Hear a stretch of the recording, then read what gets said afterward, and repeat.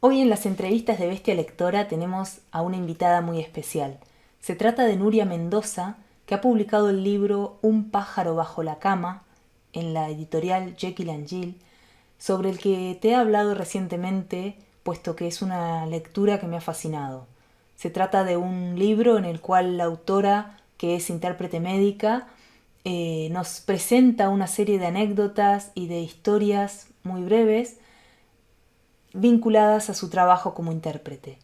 Entre los elementos más interesantes del libro me ha llamado muchísimo la atención el uso del lenguaje, la diversidad léxica y también la obsesión de la autora por los silencios y por trabajar con los silencios en el texto. Nuria Mendoza nació en Huelva en 1968, es médica y aunque su especialización es la pediatría, desde el año 2012, cuando hizo un curso de interpretación médica, se dedica a esta rama en la ciudad de Nueva York. Este libro recoge algunas de esas experiencias y nos invita a conocer a una autora verdaderamente deslumbrante. Conversamos con Nuria Mendoza acerca de este libro y nos ha contado algunos detalles de tanto del oficio de la interpretación como de sus obsesiones con la lengua. Espero que la entrevista te interese y si es así no olvides dejarnos un comentario acerca de tu experiencia. También te invito a que te suscribas al canal y a que nos dejes un me gusta. Soy Tesnehuen y esto es Bestia Lectora.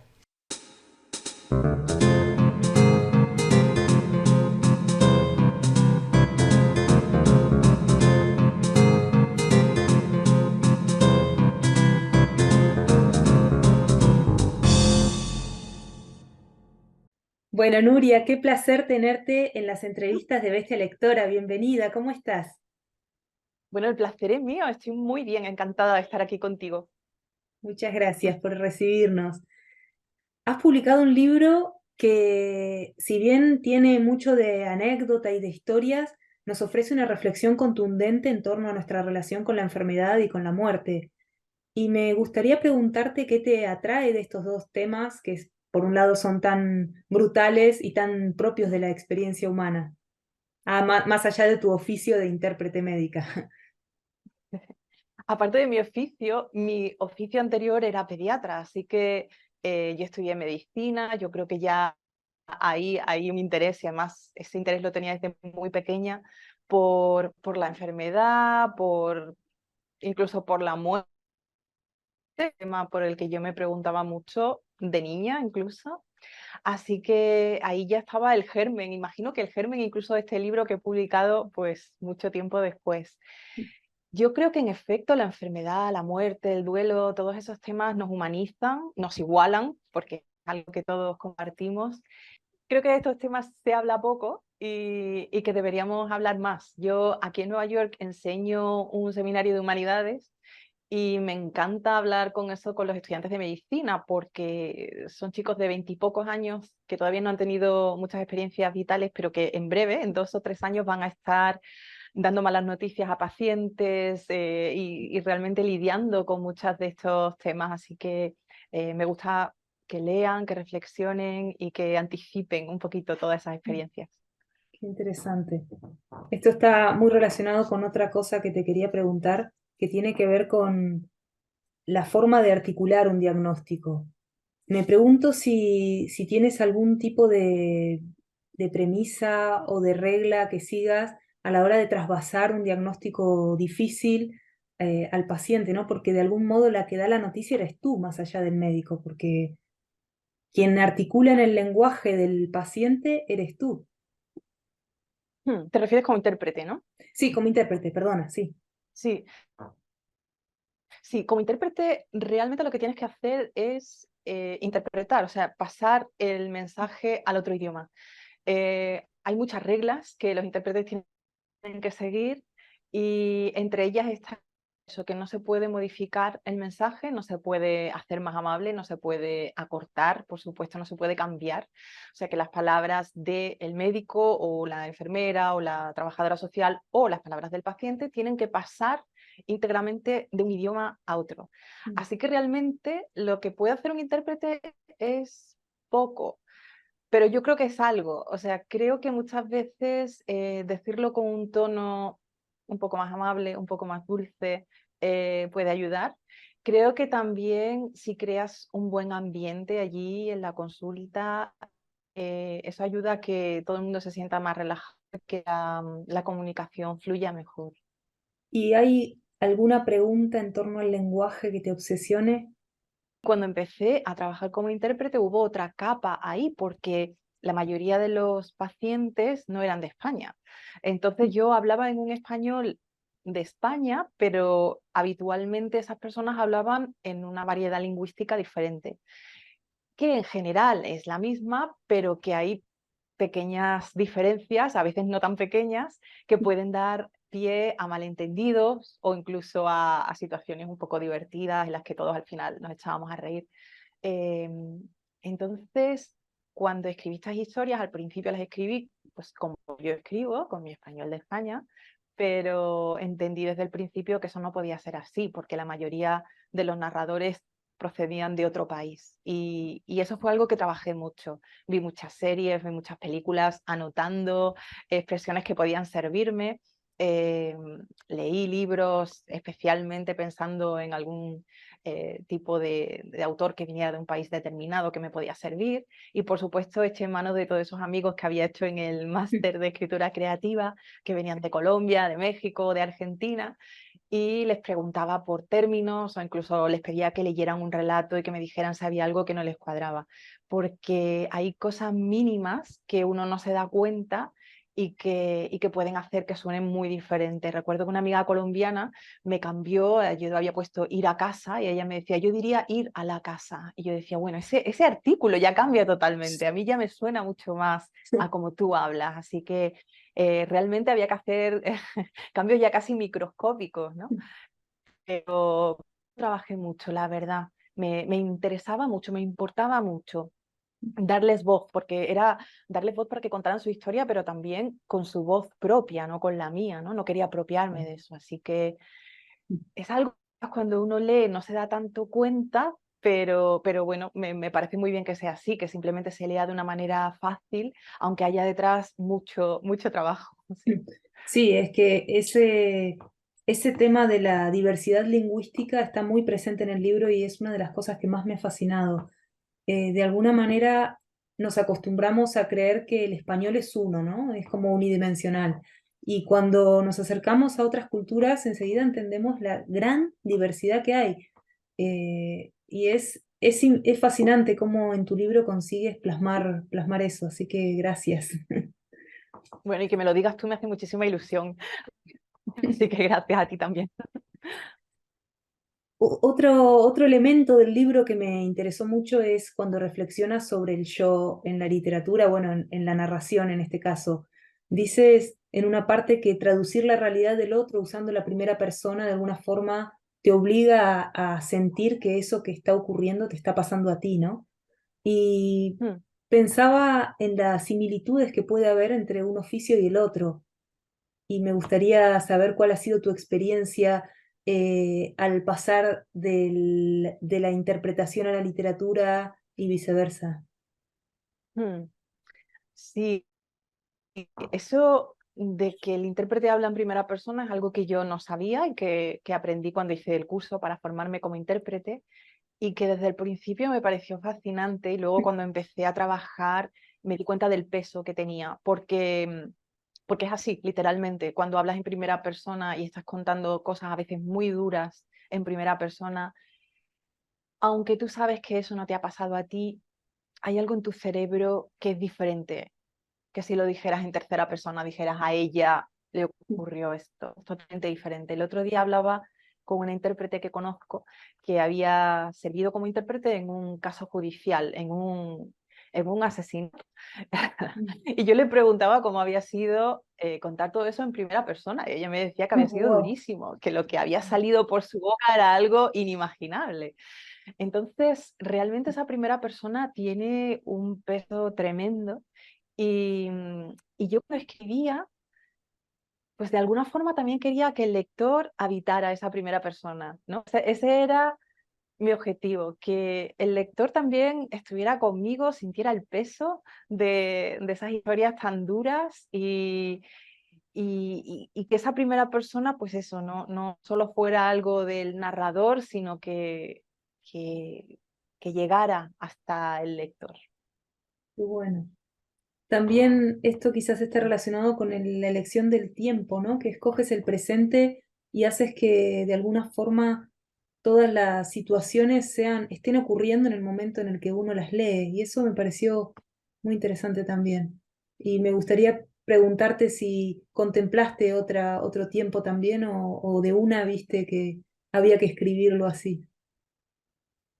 Yo creo que quizás haya algún pasado, pero es verdad que casi todos los relatos tienen un presente porque sí, quería, como te digo, que el lector tuviera una experiencia muy similar a la mía como intérprete y de hecho algunos relatos, como tú bien sabes, es simplemente una voz contando algo. Obviamente, si sacas ese relato de contexto, a lo mejor es un poco confuso, pero cuando vas leyendo el libro, creo que sí que queda claro que esa voz es, pues probablemente alguien que se sienta a tu lado en una sala de espera y te empieza a contar una historia. Y eso realmente está basado en algo que me pasaba a mí. Otra de las reglas del intérprete es que no debe hablar con el paciente cuando no hay personal del hospital, porque bueno, eso se hace para proteger la confidencialidad, por si alguien te cuenta algún secreto que Mm. luego al doctor no le cuenta, tipo, no sé, estoy embarazada. Claro. Em, lo entiendo, pero luego me di cuenta cuando empecé a trabajar que realmente eso no sucedía nunca o casi nunca, y que bueno, con un poco de sensatez se podría manejar la situación en caso de que ocurriera, y que ser como demasiado arisco no llevaba a ningún lado. Así que yo llegaba a la consulta, bueno, antes de la consulta, en la sala de espera y decía, hola, soy Nuria Mendoza y voy a ser su intérprete. Y eso ya daba pie a una pequeña conversación, que nunca era ese secreto tipo culebrón. Claro. Era, Mendoza, uy, tú tienes que ser española. Yo estuve en España en los años 70 cuando me casé, entonces me contaban su luna de miel. Y eso, pues lo que Qué bonito. hacía era que todos estuviéramos más relajados, que hubiera como incluso un cierto vínculo. Y, y me di cuenta de que no era nada malo, sino todo lo contrario, que no tenía que sentarme en el extremo opuesto de la esfera para evitar ese contacto, sino que no pasaba nada si lo tomabas con naturalidad, que normalmente era una pequeña charla sobre una anécdota. Claro. Y muchas historias son así, pues Mm. una voz contándote algo, porque es algo que me pasaba muy a Mm. menudo. Sí. Si bien es un libro que alguien podría leerlo como una especie de diario o de memorias recopiladas por una intérprete médica, en el fondo, en cuanto entras en él, entiendes que es un libro absolutamente ficción, bueno, que tiene mucho de ficción, evidentemente, y que tiene un trabajo literario en primer lugar, ¿no? Antes que cualquier otro asunto. Y me gustaría preguntarte que si usaste algún parámetro para equilibrar lo verídico con lo ficcional. Si de alguna forma tenías claro que hasta cierto punto querías ser fiel a los hechos y hasta cierto punto dejar volar tu imaginación o cómo gestionaste todo lo que tiene que ver con la composición de los relatos. Pues creo que depende del relato, sí, o sea, no había nada absolutamente planificado que hiciera siempre, ¿no? Eh, Dependiendo del relato, por supuesto, los nombres y los datos que pudieran identificar a los pacientes sí que están cambiados. Por supuesto, yo no estaba con una grabadora grabando los diálogos, así que los diálogos también pues captan un poco la esencia de lo que se dijo, pero obviamente las palabras son nuevas, son mías Claro. y yo las hacía funcionar según lo que quería contar. Así que varía muchísimo. Hay un relato que quizás recuerdes en el libro en el que una señora mayor pide unas gafas, unos lentes, dice Mm. ella, para ver mejor, ¿no? Y la oftalmóloga cada vez va siendo más fría y cada vez Mm. con menos empatía y con menos paciencia va diciéndole que no hay solución, que su problema no tiene solución, no se va a solucionar con unas gafas y que está perdiendo la vista y eso es lo que hay, ¿no? Es una historia dura en la que yo intento no tomar parte y simplemente contar cómo transcurrió el diálogo, y en la realidad hubo una capa más en esa comunicación y es que esa señora oía mal. Así que yo, Mm. aparte de tener que decir cosas con las que no estaba de acuerdo, en las que pensaba, Ay, esta oftalmóloga podría haber sido mucho más amable, podría haber separado 5 minutos para mirarla a los ojos y para decirle esto de otra manera. Eh, además de eso, tenía que gritarlo.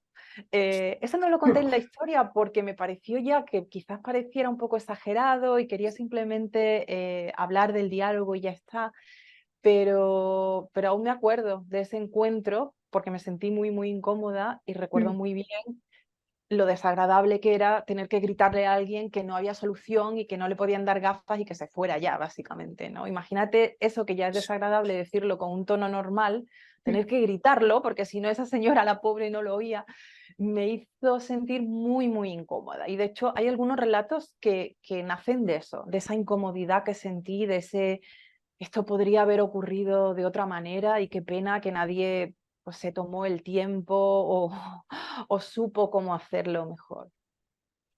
Sí, eso me lleva a preguntarte algo que me intriga mucho y es a nivel personal y afectivo, ¿cómo gestionas todo ese drama, ¿no? Porque debe ser muy duro. Mm. Es duro, como digo, también luego hay otros momentos más divertidos. Realmente como intérprete, pues tienes varias citas en un día y quizás la primera es muy dura, pero luego la segunda es algo banal o algo incluso agradable, una buena noticia. Así que va variando mucho. Yo creo que de los casos más duros son los de derechos humanos, en los que hay personas que buscan asilo político y tienen que contar básicamente por qué salieron de su país, Mm. y cuanto más dura es la historia, más posibilidades tienen de conseguir ese asilo. Así que son historias muy detalladas, en las que hay una parte médica, porque hay una evaluación médica o psicológica, pero bueno, también hay una parte como más general en las que cuentan la situación en su país. Y recuerdo que cuando hice la primera interpretación para ese programa de derechos humanos, algunos compañeros me dijeron, oye, si necesitas luego hablar, llámanos, porque, porque sabemos que realmente es muy duro. Es muy duro y es muy difícil además transmitir lo que has sufrido, cómo te has sentido al resto del mundo, porque creo que eso, que probablemente con un colega lo puedes compartir de una manera que te va a entender muy rápido sin tener que dar tantas explicaciones. Así que sí que había momentos duros, sin duda. Creo que también ser médico a mí me ayudaba porque yo ya estaba acostumbrada a manejar algunas situaciones que son un poco complicadas.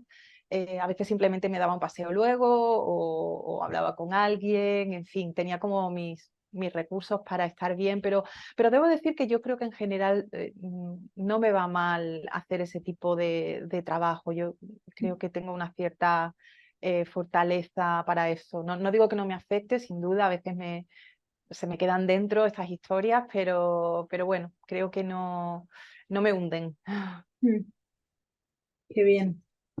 Eso también habla muy bien de cómo puedes no solo gestionar tus emociones, sino mantener esa distancia, ¿no? Con la realidad del otro. Vuelvo al lenguaje, describes una frase que me gusta mucho que dice: la riqueza del idioma pone a prueba los reflejos del intérprete. Esto me lleva a lo mismo, a otra cosa que decías antes con respecto en el principio que hablabas sobre la intención que tenías de trasvasar el dialecto o las palabras de los propios pacientes para que no tuvieran tu voz. Y te quería preguntar, ¿cuál fue el mayor desafío en ese sentido que te supuso este libro para poner sobre este libro estos fogonazos, como lo llamas tú, que me parece una forma maravillosa de hablar de estos textos?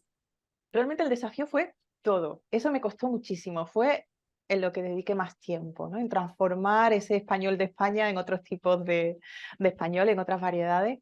Era algo que me importaba mucho hacer bien, y una de las amigas que me ayudó a conseguir algunos términos colombianos, en este caso, me tranquilizó diciéndome, bueno, no te preocupes porque al final esos personajes viven en Nueva York. Y en Nueva York hay gente de todos sitios y al final pues vamos incorporando términos de otros países, de otros lugares, y es cierto, yo tampoco hablo como hablaba, ¿no? Vas incorporando términos a tu léxico y esas parte de esa riqueza, ¿no? Ese mestizaje que se crea al vivir en un país donde hay gente de tantos sitios y tantos acentos y tanta variedad.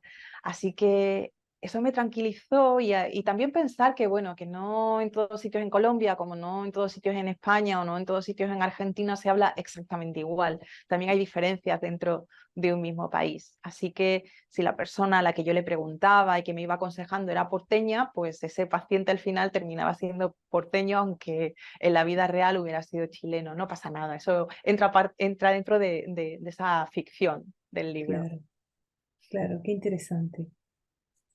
Tu pasión por la fotografía me parece que también se hace presente en este libro a través del trabajo de las escenas.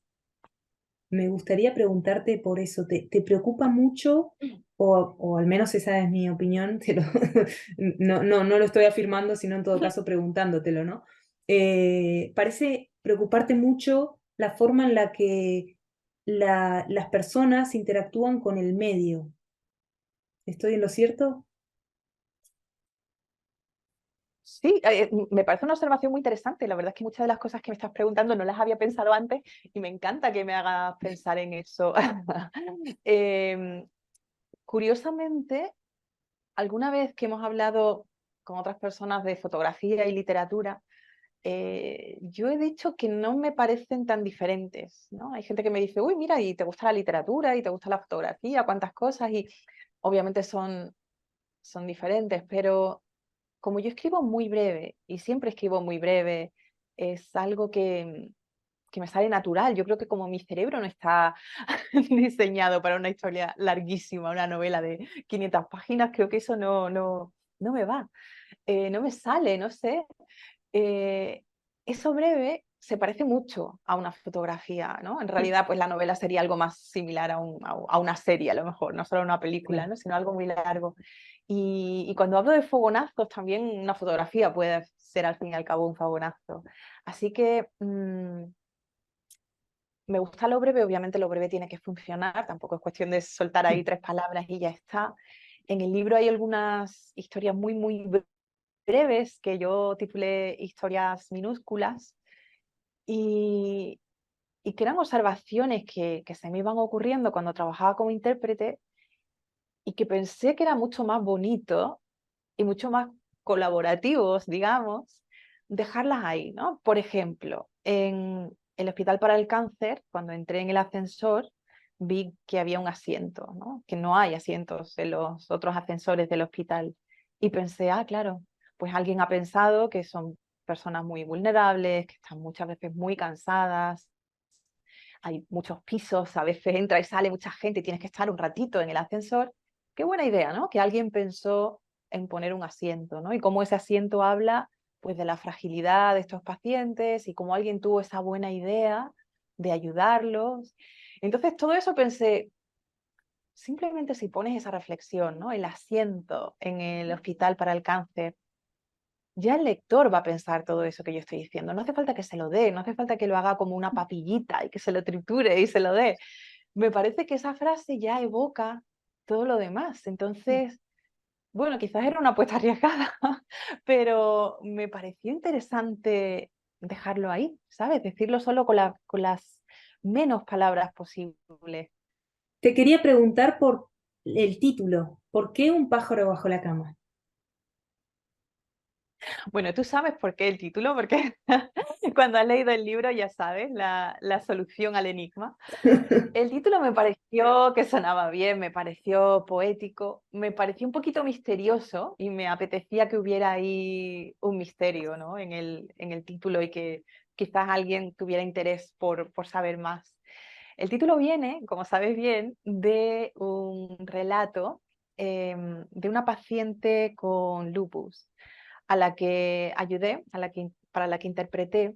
Y la paciente contaba, era una mujer joven, que pues, estaba muy cansada, que no salía de su apartamento y que incluso a veces no salía de la habitación, de su cuarto, y que tenía lo que en España diríamos pues un orinal, chata, en fin, hay muchas palabras para designarlo. Sabía cómo nombrar eso como si fuera una española. y sabía otros términos, pero no estaba seguro cómo lo diría una paciente argentina. Así que hice una pequeña encuesta entre varios amigos argentinos que tengo. Y una de ellas, una chica que es traductora, me dijo, decimos papagayo. Y yo pensé, bueno, papagayo, eso es maravilloso, pero seguro que no dijo papagayo porque no se me hubiera olvidado. Entonces ella luego investigó un poco y me dijo, no, espera, ya investigué y papagayo no, papagayo es lo que usan los hombres, ¿no? Entonces pensé, ah, claro, por la forma, ¿no? Iba yo siguiendo todo, todo el camino del papagayo. Y bueno, aunque al final obviamente no usé ese término porque no correspondía, era una mujer, me pareció que aquel equívoco, aquella posibilidad sonaba muy bonita, eso de tener un pájaro bajo la cama, y lo dejé como título del relato y de ahí lo saqué como título del libro. Es maravilloso realmente, sí. Y bueno, tengo una última pregunta que es muy sencilla, pero creo que puede ser difícil de responder, porque es, ¿qué A ver, a significa ver. escribir para ti? Oh, sí que es difícil, sí. ¿Qué significa escribir para mí? Mira, yo he escrito desde siempre. Recuerdo cuando era pequeñita, no sé, en los apuntes de matemáticas yo tenía en los márgenes cosas que había escrito, frases que se me ocurrían, historias, siempre, siempre estaba escribiendo. Así que para mí es parte de mi vida y eso lo digo ahora que justo no estoy escribiendo nada y me siento un poco mal por decir que es parte de mi vida cuando justo esa parte de mi vida la tengo ahora un poquito oculta, pero bueno, tengo que encontrar el tiempo. Escribir y leer son dos actividades que he hecho siempre, así que quizás la novedad para mí ahora es haber publicado, porque yo escribir siempre he escrito, pero haber publicado y tener lectores, creo que eso es lo nuevo y de momento me está resultando una experiencia maravillosa, porque, bueno, la verdad es que he tenido unos lectores muy generosos que me han dicho cosas muy hermosas del libro, pero aparte de que sean cosas bonitas, es que muchas veces sus comentarios me ayudan a entender mi libro. Es algo muy raro, como que tú has escrito el libro, tú conoces muy bien las historias y al final alguien viene y te cuenta algo y eso, yo eso no lo había experimentado antes y me parece una sensación, no sé, es algo muy raro pero muy bonito también, que de alguna forma te une a esa persona, ¿no? Me ha pasado contigo, me ha pasado con otros lectores que también han compartido historias. Hay veces que hay personas que han compartido historias con intérpretes, historias de alguna enfermedad y me las cuentan y se incorporan también a mi vida, ¿no? A mi propia experiencia, aunque yo no las haya vivido. Así que ese intercambio con los lectores está resultando una de las cosas más maravillosas que he experimentado últimamente. Qué bonito, qué bonito. Bueno, Nuria, ¿qué decirte? El libro es maravilloso. Sabes cuánto me ha gustado, lo he recomendado y lo seguiré recomendando. Y te agradezco Muchísimas gracias. muchísimo. No, gracias a ti. Y te agradezco Muchísimas muchísimo gracias. por este rato de conversación. Muchísimas gracias. Ha sido un placer estar aquí y bueno, gracias por esta entrevista tan estupenda y seguiremos en contacto. Por supuesto. Muchas gracias. A ti. Adiós. Adiós.